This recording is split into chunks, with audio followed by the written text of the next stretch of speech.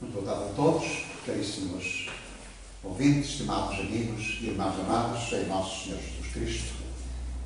Saudamos com respeito, agradecemos a Jesus a possibilidade de nos dar aqui nos encontrarmos e aos Espíritos abnegados que tiveram o nosso aprendizado, a nossa gratidão, reverência à sua bondade e sabedoria, e que o Senhor nos abençoe para que das nossas reflexões nós possamos extrair a nota elucidativa que favoreça a nossa elucidação e esclarecimento, capaz de orientar-nos o espírito no trabalho reeducativo que é a finalidade da existência, a fim de que, compreendendo cada vez melhor as leis que nos regem o destino, saiamos das ilusões, dos equívocos e não sejamos logrados por quem quer que seja, mas sim pelas noções de responsabilidade que adquirimos, conhecimento que se dilata e aprofunda, nós apreendemos melhor o sentido da vida e nessa vida melhor a ela nos ajustaremos e favoreceremos o nosso progresso, também a nossa felicidade. Hoje propusemos-nos abordar um tema que nos parece interessante.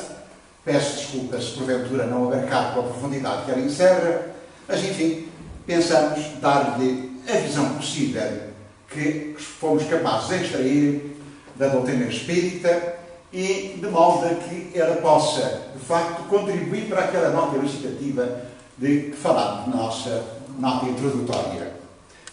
Visão espírita dos milagres.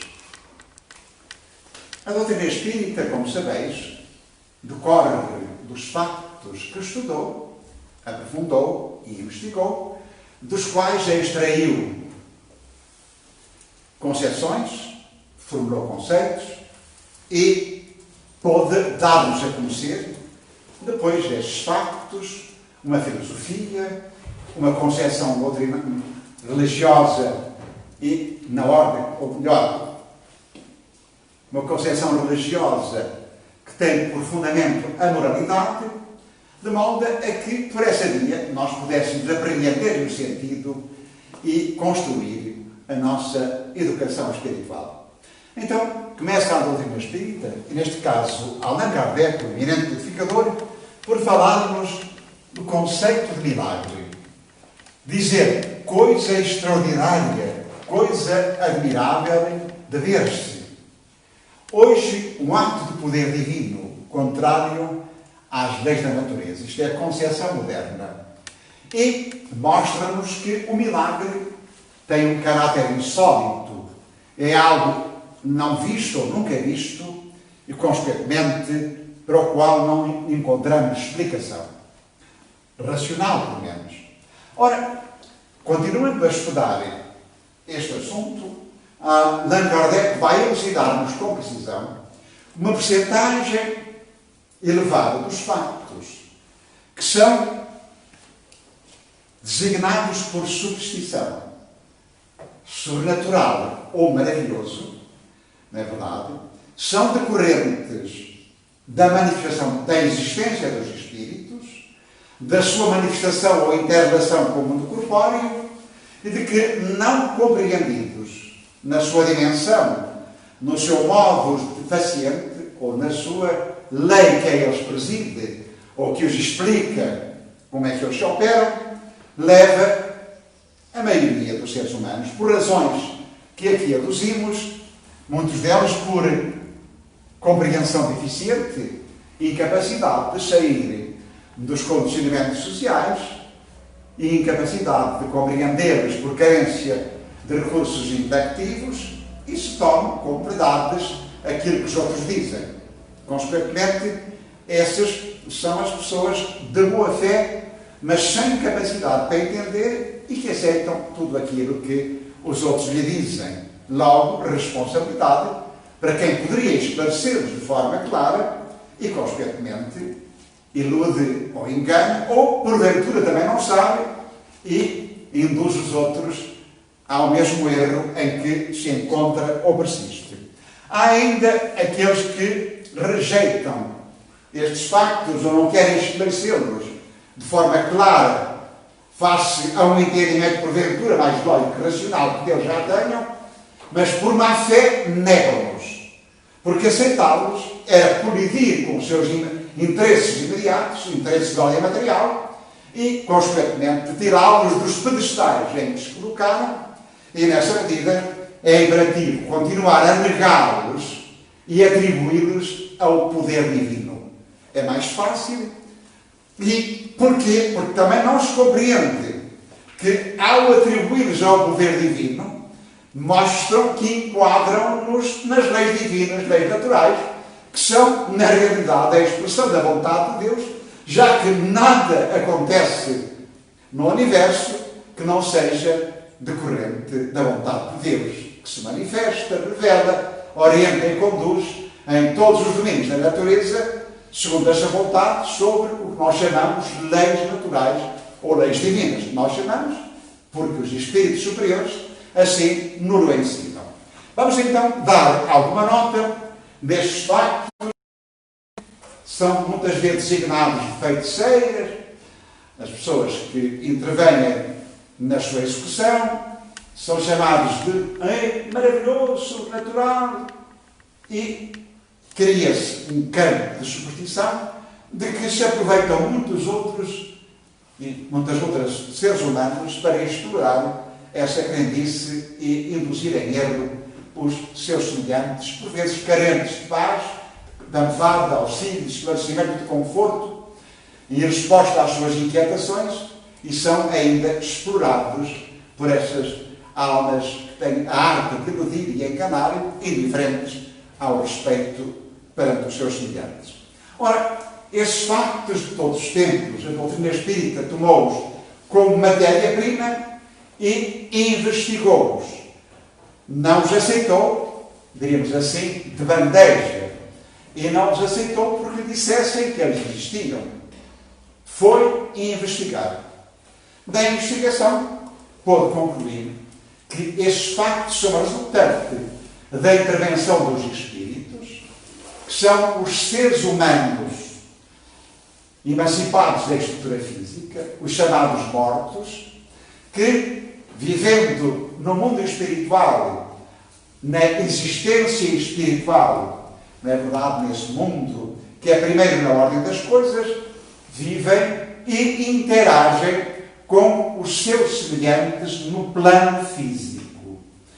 Podemos considerar no plano físico em todos os mundos onde existem humanidades. Pois bem, esses espíritos, nesta intervenção nos planos físicos, operam-se de modos variáveis, mas têm sempre como base a participação do ser humano. O ser humano é encarnado, que também é um espírito. O facto de estar temporariamente projetado na vida corpórea é um espírito que voltou à dimensão física para, como falámos há dias, exercitar-se na conquista de experiências novas, trabalhar a reabilitação espiritual, erguer-se aos valores maiores que ontem apreciou, corrigir atitudes, renovar sentimentos, iluminar-se na conquista de concepções novas, pelo trabalho, pelo esforço, pela determinação de si, no uso da sua liberdade, no uso do seu livre-arbítrio.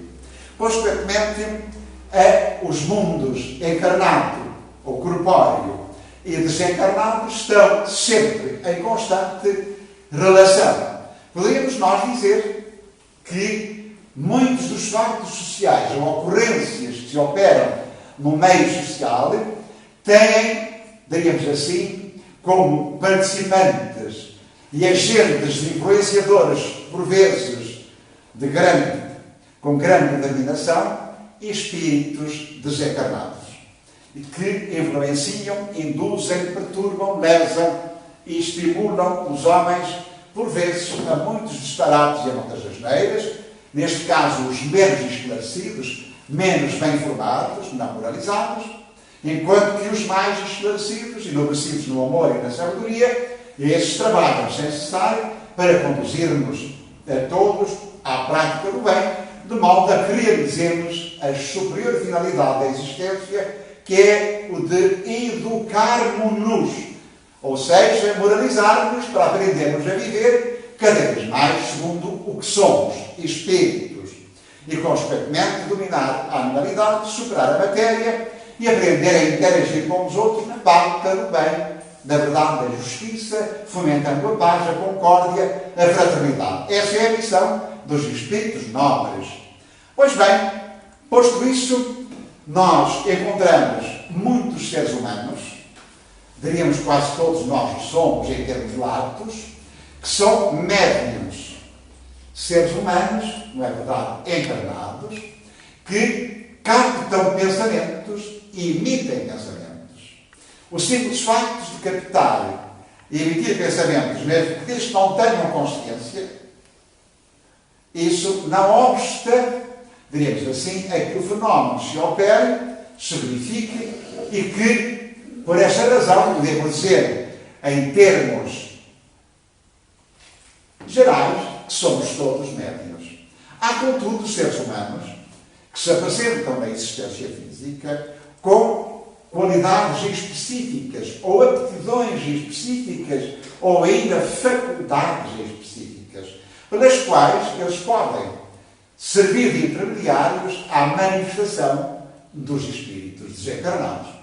Para que a manifestação se possa operar, necessário se torna que o espírito encarnado ofereça ao espírito desencarnado condições adequadas para, diríamos assim, estabelecer uma interrelação sintónica, das quais este capta o pensamento daqueles e o expresse, o transmita. E aí temos nós os efeitos que decorrem desta intervenção, não é verdade, que nós chamamos de mediunidade, de efeitos intelectuais e de efeitos físicos. Os efeitos intelectuais são os fenómenos de psicofonia, ou os chamados médiuns falantes, assim designava Allan Kardec, por psicofonia por incorporação, lá o espírito não se mete dentro do corpo, o conceito, ou a ideia que as pessoas fazem, que os espíritos se metem no corpo, e aparecem muitas pessoas, por vezes, nas casas espíritas, pedindo que fechem o cofre, porque têm o cofre aberto. É um equívoco que as pessoas utilizaram para explicar a influência de uma entidade que, exercendo a sua vontade sobre um ser humano, não é verdade, o leva, o obriga a fazer o que ele quer, por deficiência de controlo, de capacidade de resistência do encarnado para impor-se e manter-se em equilíbrio. Carência de educação, como nós costumamos dizer. Pois bem, vemos aí, portanto, ainda os médiuns que veem os espíritos, isto também é de todos os tempos, e lugares, estes fenómenos, estes factos, estas ocorrências, que se dediquem àqueles que não creem, debrucem sobre a investigação das civilizações, que estudem um pouco da antropologia cultural, e lá vão encontrar, lá longe, nos planos, nas ordens, e por aí fora até à civilização, esses factos ou ocorrências em que os espíritos se manifestavam, muitas vezes, sob a designação dos espíritos familiares, os lares, os penates, todas as civilizações estavam presentes e estiveram presentes, porque o mundo espiritual, conduzindo o mundo físico, sempre esteve presente para orientar e conduzir no labor educativo para que se opere os desígnios de Deus, isto é, um progresso de todos os seres e coisas.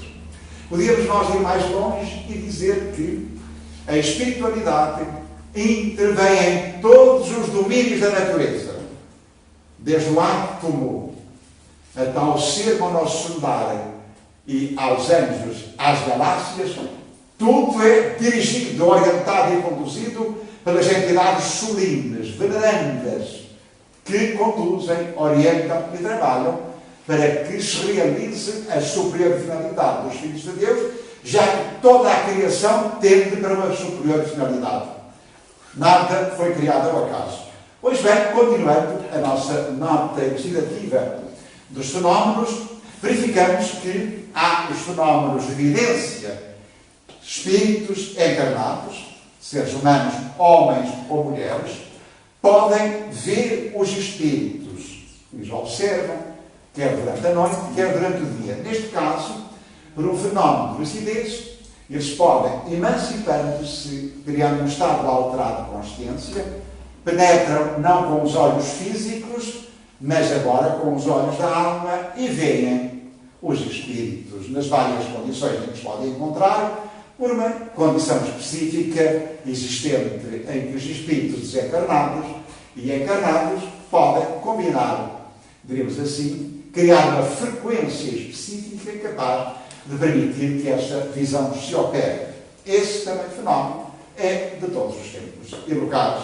Só mesmo os homens que não querem penetrar na sua compreensão os contestam.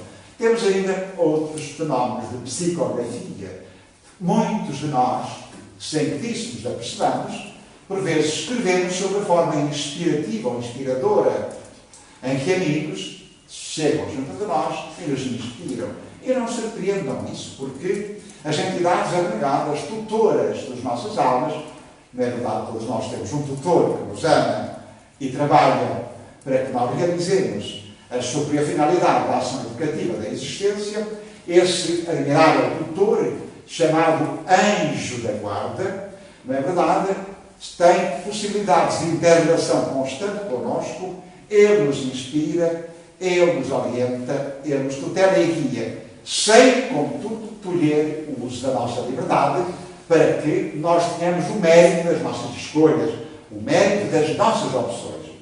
Caso contrário, seríamos autómatos e não educandos, que aprendem para aplicar e exercitar-se da sua autonomização, a fim de testarem os valores para que tendem, que procuram vivenciar, enfim, os princípios que os norteiam e que orientam, para que deem pôr adiante, na pauta do seu mérito ou demérito, a responsabilidade, cujos efeitos sejam benéficos ou perturbadores. Não disse nosso Senhor Jesus Cristo que cada um recebe sobre as suas obras, que livre a sementeira e obrigatória a colheita? Precisamos penetrar neste entendimento para que deles extraiamos a lição viva que deve orientar-nos no labor educativo da vida. Posto então a vivência, a psicografia, na verdade, pode ser intuitiva, mecânica, etc. Tem alguns exemplos admiráveis de médios chamados mecânicos que foram trabalhadores notáveis para a obra que empregaram ao serviço dos espíritos superiores. Neste período histórico, nesta nossa época, destacamos a grandeza de Francisco Canto Xavier, brasileiro, e que nos legou centenas de livros de autores espirituais variados, com temas os mais variados, em que aprofundou. Não há nenhum assunto que não tenha sido versado, estudado, explicitado e esclarecido por esse eminente trabalhador, pelas entidades venerandas que lhe legaram e que nós hoje somos beneficiários. Temos também outros corações com características diferentes, merecem a citação pela sua honestidade, pelo seu trabalho a benefício da educação humana, já que as entidades venerandas não cobram nada. Antes estimulam ao trabalho para que daí possamos honrar os esforços que desenvolvem o nosso benefício e que nós possamos compensar-nos pelo mérito ou o bem-estar que decorre do exercício que fazemos, do estudo, das conquistas desse saber que perspectivam conduzir-nos ao processo reeducativo. Então, tínhamos Ivone Amaral Pereira, de cujos livros que tenho lido e gosto muito, pela sua seriedade bem fundamentada nos princípios da doutrina espírita, que, como sabeis, os princípios da doutrina espírita são a concepção de Deus, a imortalidade do espírito, como literalidade dos espíritos, a lei da reencarnação, ou pluralidade das existências, a pluralidade dos habitados e ainda a lei de causa e efeito. São as chaves mestras, fundamentadas, comprovadas. E então, essa eminente médium, que também dotada de uma evidência muito lúcida, nos legou pela psicografia obras de excelência para o nosso processo reeducativo. Divaldo Pereira Franco, amigo querido, de longa data, tem trabalhado muito e nos legado excelentes obras que vale a pena serem lidas, meditadas, estudadas em profundidade. Tivemos em Portugal, vários médios, destacamos um, no princípio do século, foi um grande médio, chamado Fernando de Lacerda, homem simples, trabalhador dedicado, que também dotado de psicografia mecânica, escreveu vários livros, cuja designação é No País da Luz. Livros destes muito bonitos, nos quais aparecem a pena e os pensamentos de homens que foram excelentes trabalhadores da pena no plano físico e que nos legaram as suas obras literárias e que, na dimensão espiritual, por intermédio desse trabalhador da causa cristã, da causa espírita, na verdade, nesses livros País da Luz, nos dão a conhecer realidades da excelência, favorecendo ainda, como sempre, o labor do nosso processo reeducativo. Há outros fenómenos de excelência que são fenómenos de efeitos físicos. Estes fenómenos de efeitos físicos, na verdade, decorrem da possibilidade que os espíritos têm de usar os recursos que lhes são facultados pelo médio e assistente, chamados recursos que um senhor francês designou de ectoplasma. E esse ectoplasma, que nós diríamos, esse fluido vital que todos nós possuímos, na verdade, é utilizado para que os espíritos o tomem e gerem determinados fenómenos específicos, como seja até os mais belos e admiráveis, os das materializações dos espíritos. Aconselho a leitura de um livro muito bonito, Potências Ocultas do Homem, do Dr. Acácio Martins Velho, que foi um advogado lisboeta, investigador destes fenómenos e que nos dá a conhecer a história da investigação do senhor físico inglês, William Crookes, que, estudando com o médium Florência Cook, pôde comprovar a manifestação de uma entidade que dava por nome de Cathy King e que dizia que chamara, quando encarnada, Anna Alan Morgan. Verificamos aqui nestes factos notáveis e extraordinários, não é verdade? Poderíamos nós continuar a citar factos, manifestações dos espíritos com braços em parafina, muitos outros factos que só mesmo aqueles que não querem ver os negam, os rejeitam. Ora, todos estes factos, estas ocorrências, que são de todos os tempos, ao aparecerem no plano físico, na verdade, foram logo designados por milagre. Muitas das pessoas que apresentaram possibilidades de contribuir para que os espíritos desencarnados gerassem estes fenómenos, os médios, não é verdade, por facto de verem os espíritos ou por intermédio deles serem transmitidos recados, não é verdade, eles foram considerados santos. Todavia, nos períodos em que a ignorância da realidade do espírito e o arregamento fanático indiferente à explicação das ocorrências, dos factos, levaram, portanto, muitos milhares de almas, nossas irmãs encarnadas, que revelaram essas possibilidades de medianímicas, de servirem, repito, de meio ao plano físico, ao plano espiritual e ao plano físico, foram queimadas vivas com a designação de feiticeiras.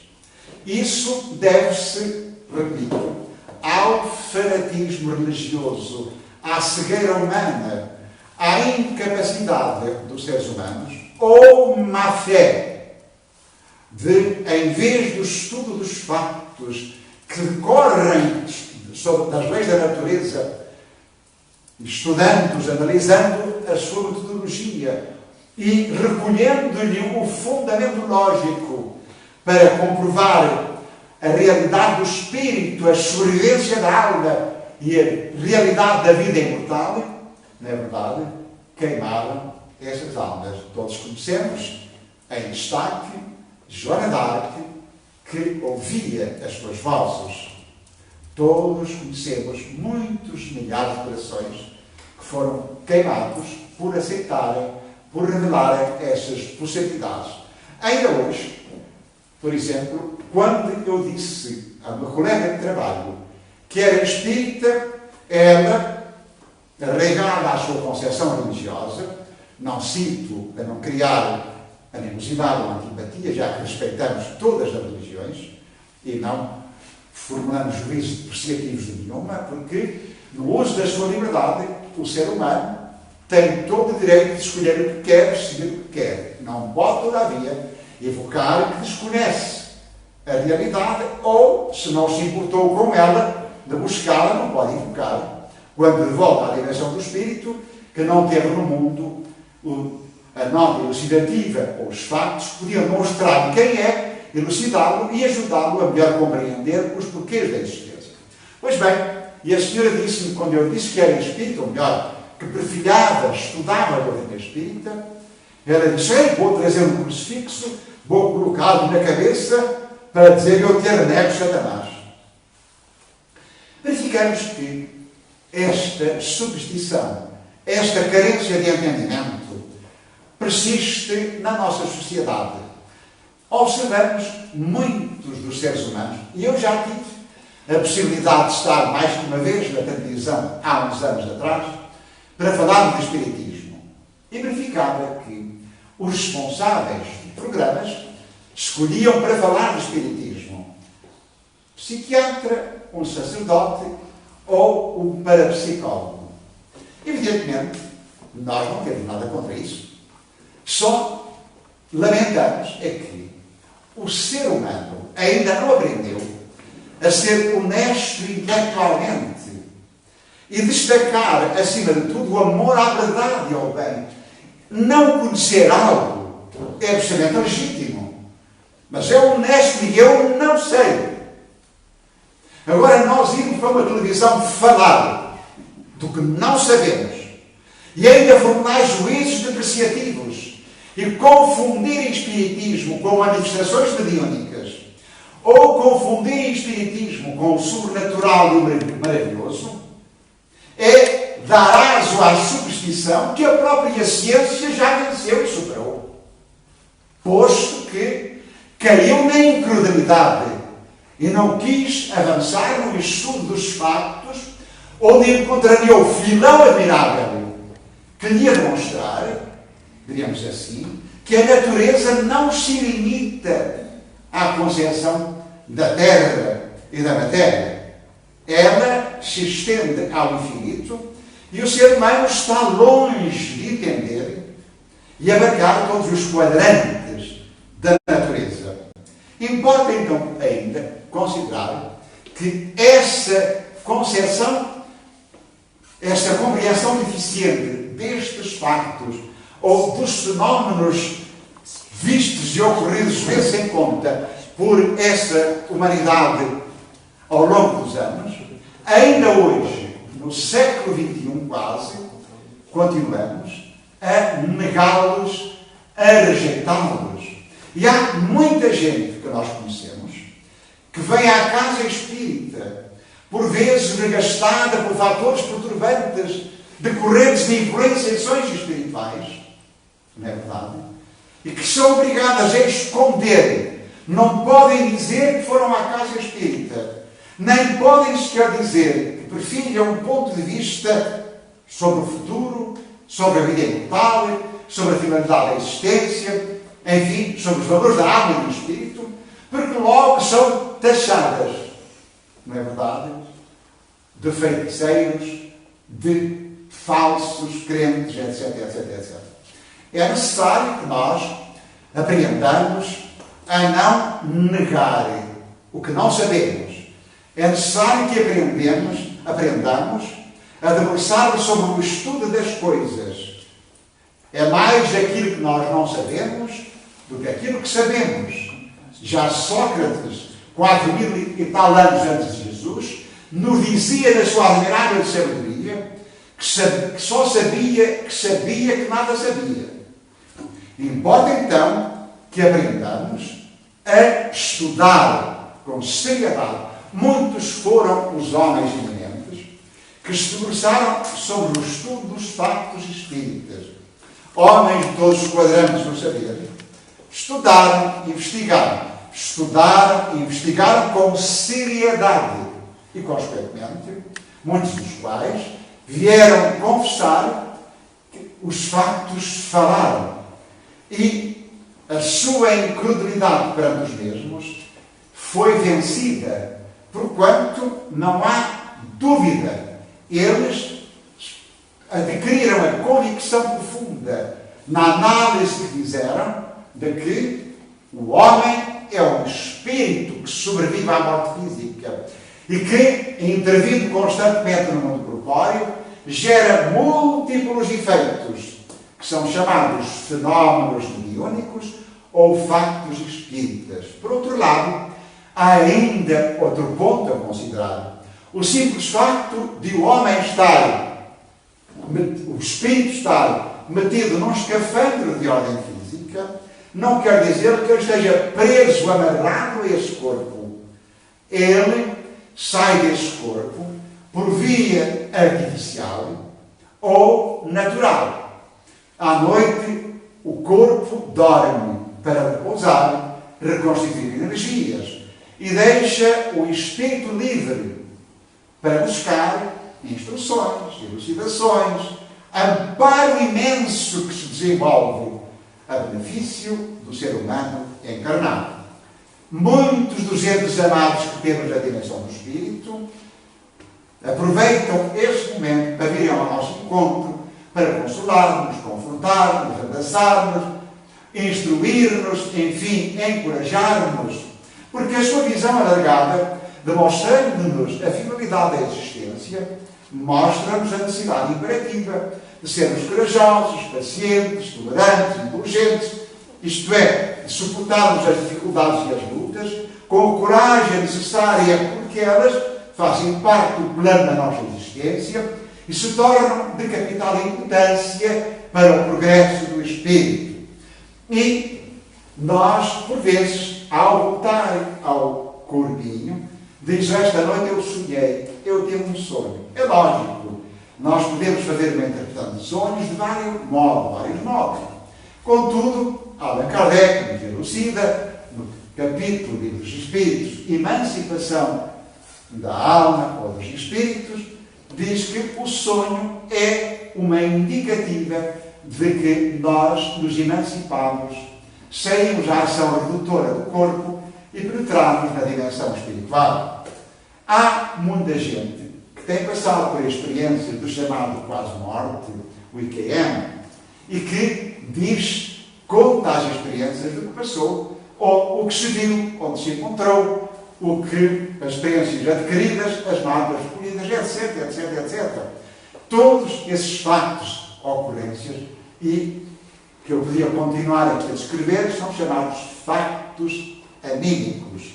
Isto é, factos ou ocorrências que decorrem da ação do espírito encarnado, designado alma, e que, emancipando-se, pode usar das mesmas possibilidades que o espírito encarnado, na razão direta do seu progresso, da sua desmaterialização, da sua evolução moral e espiritual. Posto isso, havemos de concluir, portanto, que, considerando agora as ocorrências que se operam, na verdade, nos processos de cura, nas promessas que se fazem, em que os seus aflitos vão pôr velas à Nossa Senhora, vão oferecer um cordão de ouro, prometem andar de joelhos, ou aí vão pôr as pernas junto da estátua de almas venerandas e nobres que sabem na terra viveram e que foram dotados do amor e da sabedoria, e hoje na dimensão espiritual, porventura, virão em seu auxílio, o que é uma nota da comprovação de que a vida continua e que o ser sobreviveu à morte física, pois se o ser ficasse lá nos torrões, como é que poderia ajudá-la? É necessário aprender a concatenar as formas de raciocínio para extrair e não cairmos, enfim, nas contradições. Importa, então, tudo isso, essas promessas, são decorrentes da noção que se tem dos milagres.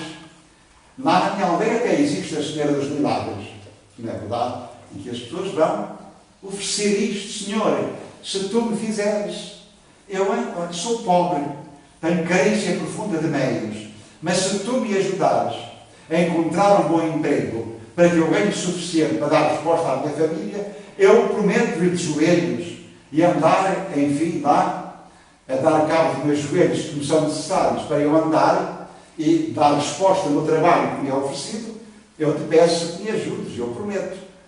Ou, Senhora, se porventura tu me ajudares a que eu encontre um marido rico, já que eu sou tão, ou uma senhora rica, já que eu sou até um rapaz simpático, bonito, e por aí fora, por aí fora.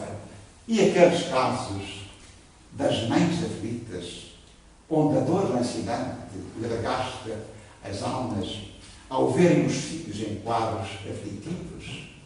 É lógico, elas buscam a ciência, buscam o amparo desse campo de ação admirável que foi colocado no mundo para auxiliar o homem perante os quadros circunstanciais, atenuar os efeitos degradantes e favorecer o seu progresso, o seu bem-estar. A ciência tem essa função específica, nomeadamente as ciências médicas, as ciências psicológicas, as ciências sociais e por aí fora.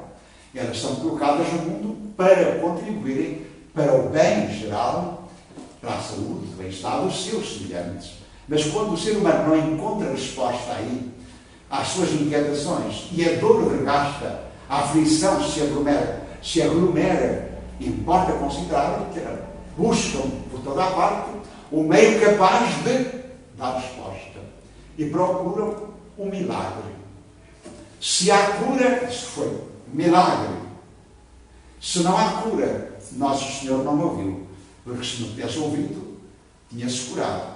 Há ainda muitos corações com doenças graves, terminais, e que os familiares correm por toda a parte, ainda na esperança de que se lhe cure o corpo, não percebendo que ali está uma alma ainda amarrada àquele corpo e que é a alma que sofre e que o corpo é mero meio que ela utilizou para a realização dos fins específicos e, consequentemente, querem cura para o corpo e pedem a Nosso Senhor ou aos anjos da sua devoção ou aos santos da sua devoção que curem aquele corpo. Muitas vezes aquele corpo doente, pelos abusos, pelo mau proceder, pela viciação, pelos atos equivocados em que se envolveu, contudo querem que ele se cure, para, porventura, se curasse, continuar na existência física, a fazer os mesmos asneiras, os mesmos disparates, os mesmos enganos, os mesmos erros. É necessário combater este equívoco. O ser humano é um espírito eterno e imortal, e o corpo é meio. Muitas vezes a própria doença grave, não é verdade, é o meio terapêutico para que o espírito se liberte da ganga que acumulou em si por mal pensar, mal sentir, mal agir noutras oportunidades. Aprendamos a compreender que na base estará sempre o ser humano, o espírito eterno e imortal, em trabalho para evoluir, para se engrandecer. E há ainda outros corações que no sofrimento profundo em que a vida o chama como mecanismo reabilitador ou processo para que possam guindar-se a situações mais felizes, não é verdade? Pedem que os matem. Para quê? Para que eles possam, enfim, libertar-se da dor que os desgasta, ou da situação angustiante, ou do desequilíbrio psicológico que os atinge. E pedem que os matem. Não percebendo essas almas amadas, que ao solicitarem tal coisa, eles e aqueles outros que participem em tal ação se tornam profundamente responsáveis perante as leis imutáveis que lhe facultaram os meios de progresso no mundo e respondem perante um suicídio indireto.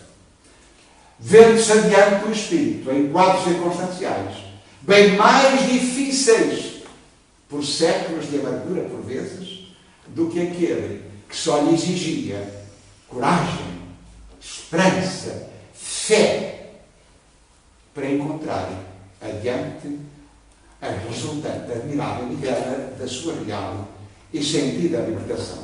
Lembro-me de um caso interessante que eu li há alguns.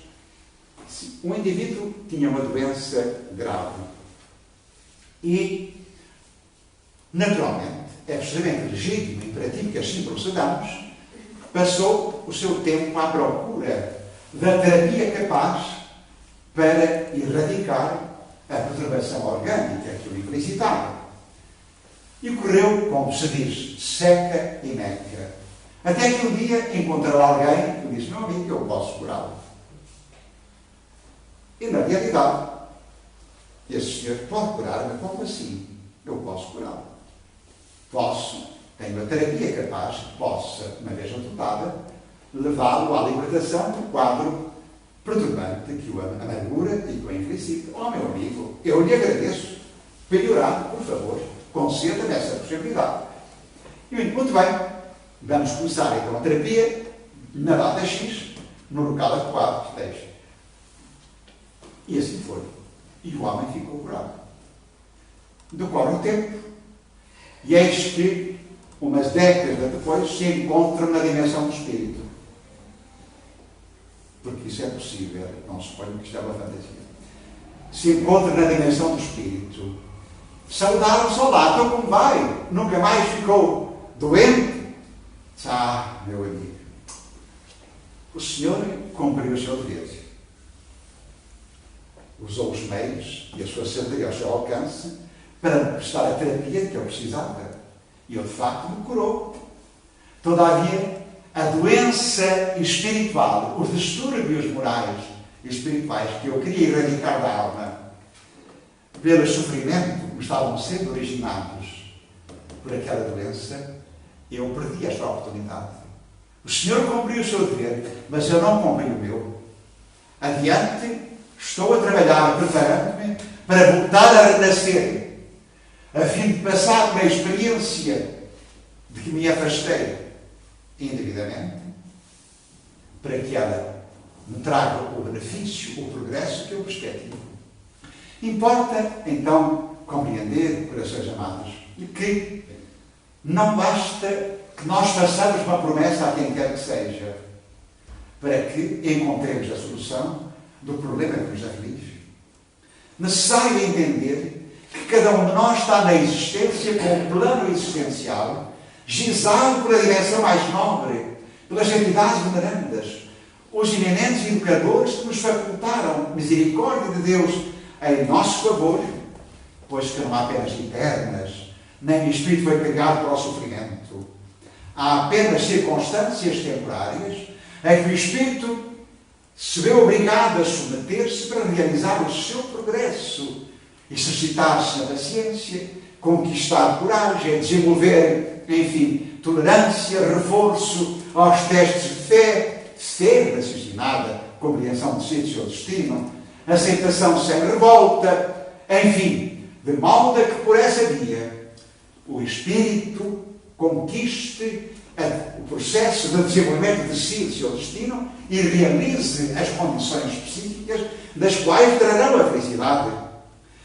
Supondo que a divina sabedoria, ou mesmo os Espíritos, por mais que nos amem na sua bondade e sabedoria, podem alterar as leis de Deus para favorecer-nos, quiçá para contribuir para o nosso dobro, lesando o nosso progresso, comprometendo o nosso orientamento, é um equívoco terrível. Se alguém diz que pode curar-nos a troco de dinheiro ou a troco de outros recursos, sejamos vigilantes. Repito, não existem milagres. Os milagres que nosso Senhor Jesus Cristo fez, como diz a tradição religiosa, na essência, segundo a visão espírita, não foram milagres. Reparem, há alguns exemplos. Vejamos o filho de Jairo. Quando o filho de Jairo está dormindo, em quadro aflitivo, a mãe corre para Jesus e diz: Senhor, meu filho está morto, se puderes ajudá-lo. E nosso Senhor Jesus Cristo, na admirável beleza e grandeza sublime da sua omnisciência, abeira-se, chama-o, diz à mãe que o filho, o problema não conduzia à morte, e chamam à vida. Milagre, meu filho ressuscitou.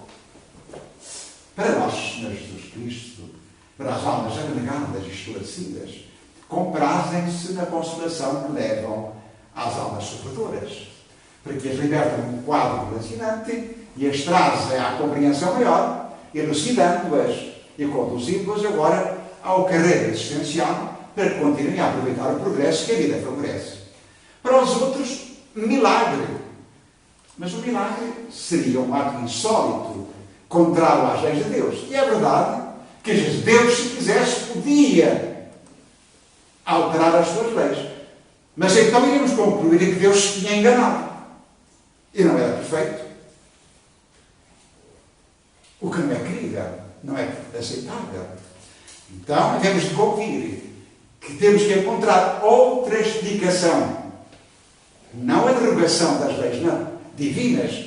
Não se quer colocar isto num ato maravilhoso ou sobrenatural, nem se quer aceitar estes equívocos supersticiosos, mas dizer assim, não. Há a utilização de um agente biopsíquico, de que Jesus, na beleza sublime, lhe dava qualidades excepcionais, e que, reconhecendo que era conforme às leis imutáveis, benéficas àquelas almas, as chama e as adverte, deixando, contudo, a lição viva que o facto encerra, para despertar aquelas consciências voltadas para os equívocos da ordem material, a fim de conduzi-las progressivamente a uma concepção racional da vida, a um entendimento mais nobre da vida e fazê-las sair, enfim, do marasmo consciencial decorrente dos equívocos em que persistiam. Vemos quando vemos ainda quando Lázaro, por exemplo, se encontrava e as irmãs aflitas vão pedir a Jesus que ele está, o irmão já estava para ser conduzido à morte. E aqui está, novamente Jesus chama Lázaro, vitaliza-o, envolve-o e Lázaro desperta, porque amava o amigo e recolhe a vibração vitalizante que o volta a ter à existência. Estes factos são explicados como fenómenos anímicos, não é verdade, em que o espírito emancipado do corpo pode conduzir, diríamos assim, à redução de vitalidade e toma a aparência de morte. Todavia, nós estamos perante a morte real, porque isso não seria possível que o corpo, que o espírito voltasse ao corpo, não é verdade? E temos ainda aqueles factos, aquela mulher que sofria de uma hemorragia e, coitadita, não encontrava cura. E é quando ela se aproxima de Jesus, na esperança, fé inabalável que ele podia curá-la, e recolhe a vibração de Jesus, que vai operar a eliminação das moléculas, ou na verdade, doentes, e operar a cura. A fé ativou o campo específico capaz para que a cura se operasse. Captou os recursos vitais emanados de Jesus pela pureza sublime. Jesus, quem me tocou? Não estamos perante um milagre, mas um fenómeno natural que não sai fora das leis divinas e que, na essência, é explicado por ação dos efeitos do fluido vital ou fluido magnético de que Jesus era possuidor em elevado grau.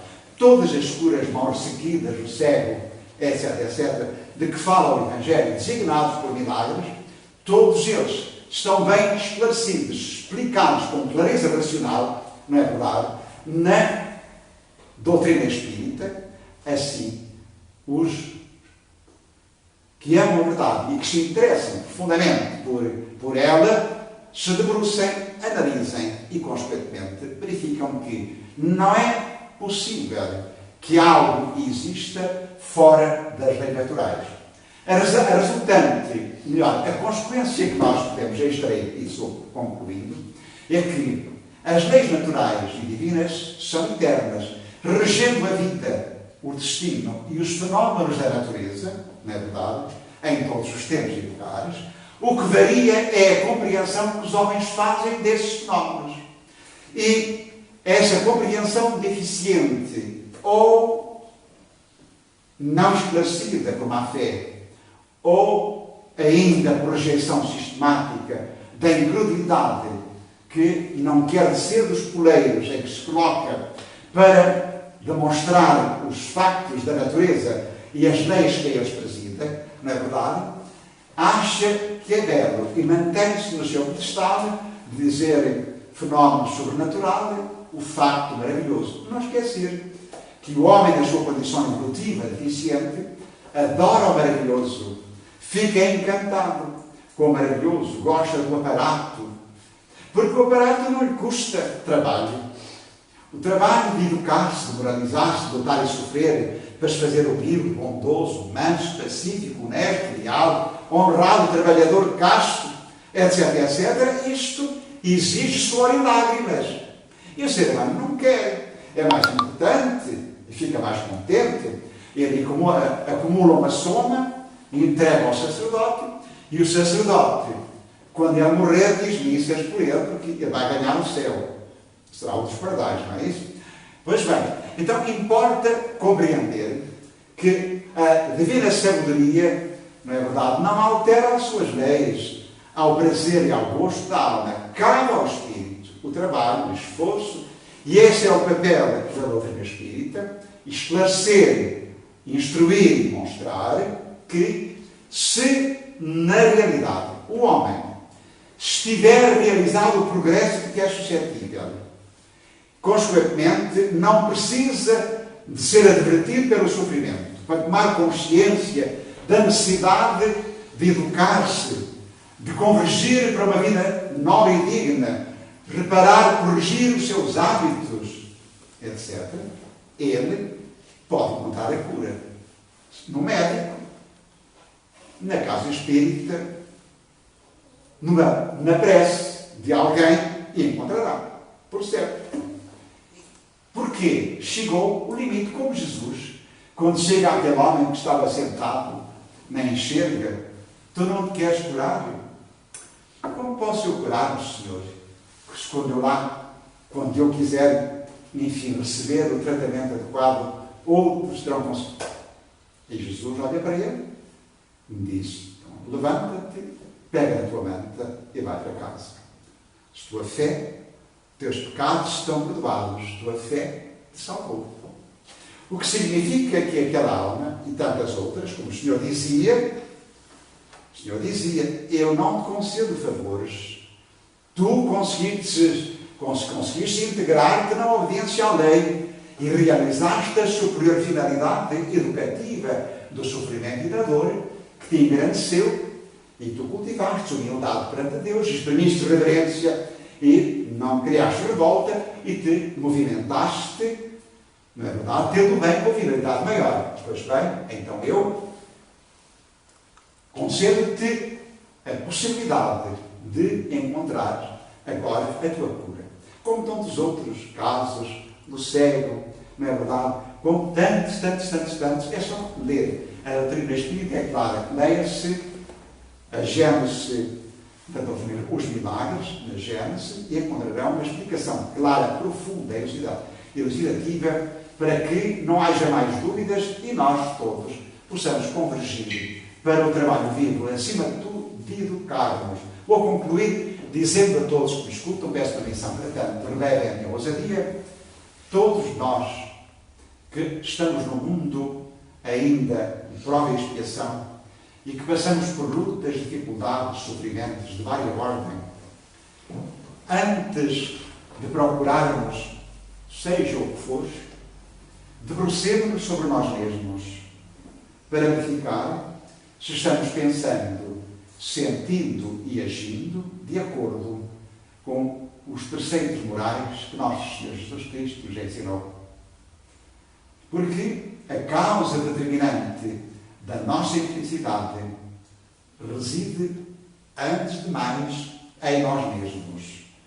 É necessário que nós aprendamos a compreender a sabedoria que a vida encerra, para que, tomando-a como luz orientadora, não nos deixemos seduzir ou iludir pela ideia de que podemos, enfim, subornar as leis de Deus em favor dos nossos equívocos, dos nossos erros, dos nossos enganos, na nossa falta de entendimento. Lembremos-nos, repito, somos espíritos eternos e imortais.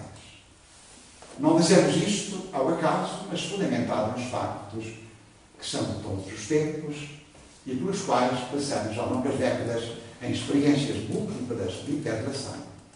Aprendamos a descobrir e eliminemos das nossas vidas as concepções materialistas, os equívocos. Estudemos em profundidade para observar se as religiões de que nós seguimos nos oferecem a resposta cabal ao trabalho reivindicativo que a vida exige e que a vida nos convida. Não nos deixemos iludir, porquanto a ilusão adiante vai custar-nos suor e lágrimas. Trabalhemos, como ensina Jesus, procurarem primeiro as coisas de Deus e a sua justiça, e o resto será dado por acréscimo.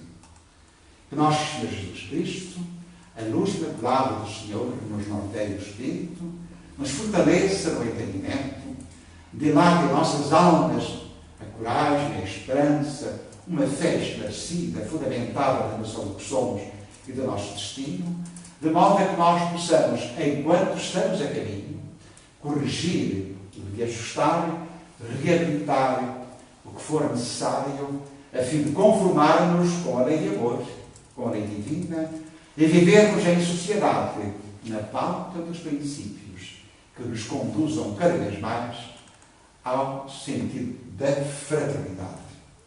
Seja louvado nosso Senhor Jesus Cristo, paz para todos.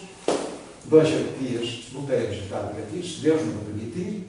Até lá, muito estudo, reflexão séria, trabalho dentro de nós e fora, para que pouco a pouco e cada vez mais os valores da aula sejam a finalidade superior do nosso propósito e tenhais a certeza que muitas das doenças que porventura poderiam vir até nós fogem, porquanto não encontramos nós campo para desenvolverem-se e para trazerem a reprovação possível. Paz, luz e amor, e que o Senhor os abençoe.